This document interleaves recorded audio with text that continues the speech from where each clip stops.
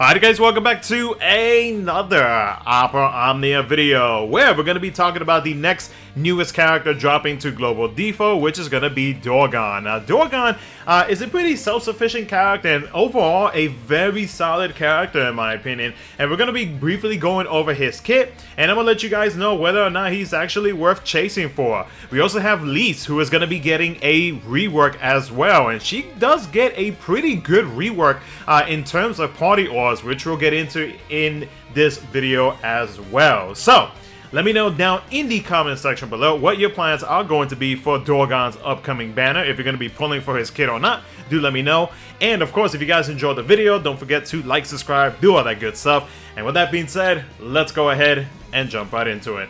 So let's go over Dorgann's skills. So his skill 1, which has 10 uses, inflicts break on the target. It deals a 6-hit wind AoE melee brave plus an AoE HP attack 3 times that deals splits HP damage. It inflicts the Dawn Spellblade debuff after the first HP attack to all targets for 6 turns. Now said debuff is a 20% defense down and a wind resist down.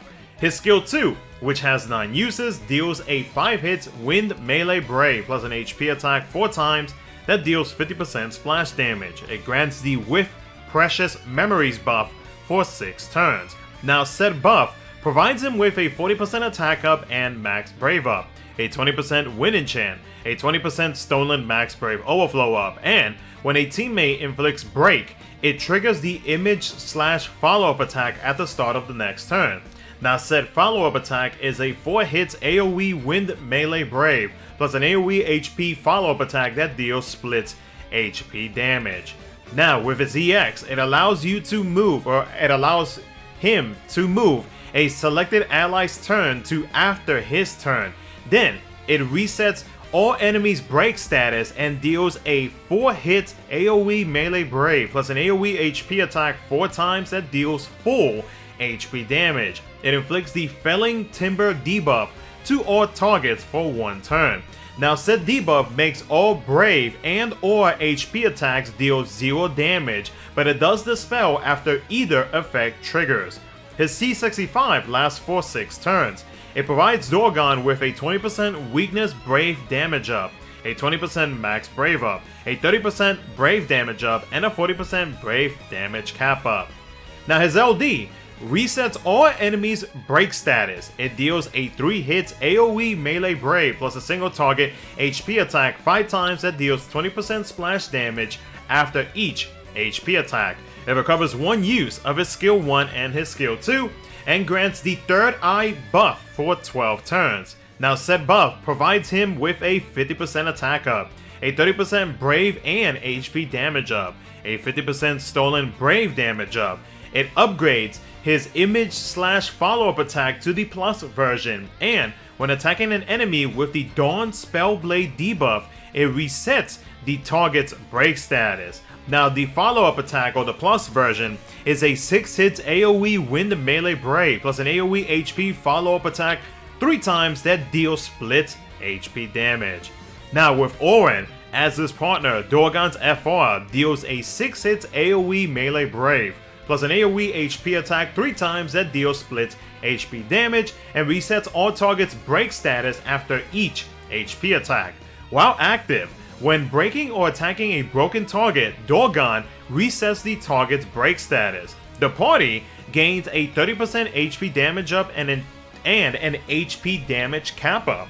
His FR conditions are as follows: a 20% increase whenever the teammate breaks or attacks a broken target, a 5% increase whenever a teammate except for Dorgann uses a wind attack, and this also includes off-turn triggers, a 25% increase whenever Dorgann uses a wind attack, and this also includes off-turn triggers. Now for Lyse is also going to be getting a rework, so her skill 2 gains 1 use. It deals a 3-hit melee brave plus an HP attack 5 times. Her EX passive changes her chakra overhead max stacks to 3 and changes the condition for purification and the Brotherhood and the Forbidden Chakra Plus to be at 3 stacks. Her EX now deals 6 AoE HP attacks, and the plus version gains more potency, or more brave potency. Her Brotherhood buff adds a 20% HP damage up. Now her LD buff adds a party 40% attack up, a 20% gained max Brave Overflow up, a 20% Brave damage up, now totaling 50%, a 10% HP damage up, now totaling 30%, a 20% Brave gains up, a 20% Brave damage resist up, now totaling 50%, a 10% HP damage resist up, now totaling 30%. She now prevents the party from getting broken and prevents KO so long as everybody or said characters HP is at 50% or higher. So should you pull on the upcoming Dorgann banner? So let's start off with Lyse. Lyse overall, she has very solid damage in my opinion. For an LD only unit, like her overall damage output is pretty good. She does have, and especially with the rework that she is about to get, fantastic auras for, again, an LD only unit. So like she has supportive auras, she has offensive auras, she has defensive auras. Like overall, like the package that she has in terms of like auras and whatnot is pretty good in my opinion. And because of that, because of like what she actually has with her overall kit, I do think, and I am confident enough to say that she is a great third slot character to add on top of any other party auras that you already have. Because like overall, with what she offers, like with everything that she is providing and whatnot, she is a very solid character. So let's say if you do not have her and you are going to be pulling for Dorgann, and if you do happen to manage to get her kit, her LD, EX, so on and so forth, do note that if you are considering building her, you are not going to regret it. Like she does provide a good amount of stuff with her overall kit. So she's a very solid unit in my opinion. And especially with force enhancements, it's just going to increase her damage output. So overall, a very good character in this banner. The other character, which is also a very good character, which I didn't put in a slide here, but it's on the banner image, is Galuf. Galuf, he's not getting a rework, but he is getting his force level enhancements. And Galuf, for him being an evasion tank unit, he is still very much good in my opinion, because like he is able to evade physical or just like physical attacks. He cannot evade magical attacks, but when it comes to physical attacks, like he is able to evade and he is able to counter attack at the same time.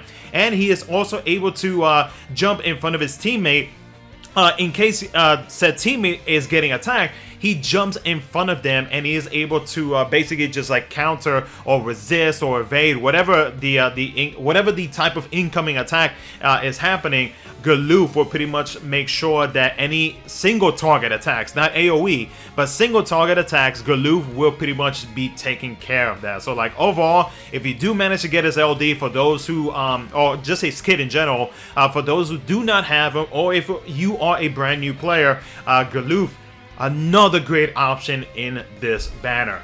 Now for Dorgann, man, I cannot tell you how many times I've done some crazy shenanigans because of the fact that every time you are breaking a target, he triggers his follow-up attack. Now, one thing to note that is not mentioned in the Dissidia Compendium or in the slides that I have posted is that if, by chance, Dorgann does break an enemy whenever his follow-up attack triggers, then guess what? That follow-up attack triggers again, which is kind of nutty. So instead of getting like those 3 HP attacks from that follow-up, you can technically get 6, especially if his FR is active. Like, it's just going to be damage on top of damage that Dorgann is going to be doing.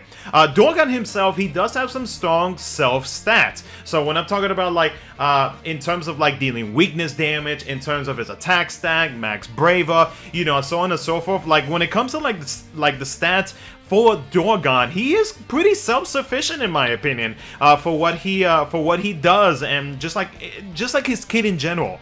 He does have Wind Enchant. The reason why I put this is because, like, you know, with the elemental lockouts and all that good stuff, etc., etc., you know, there may be some fights where Dorgann might not be able to participate in. So that's, you know, just one thing to note about that. His EX debuff is solid. So even though his EX debuff, it's only a 1-turn debuff, The fact that it makes it so that if by chance you run into that situation where the enemy is about to hit you with like a tremendous amount of HP damage, guess what? That debuff basically just nullifies it. It makes it into nothing. So yeah, it is a one-turn debuff. Maybe they'll consider you know, raising the turn count for it later down the line whenever he gets his BT, because this Lost Chapter has yet to appear on JP DFFOO.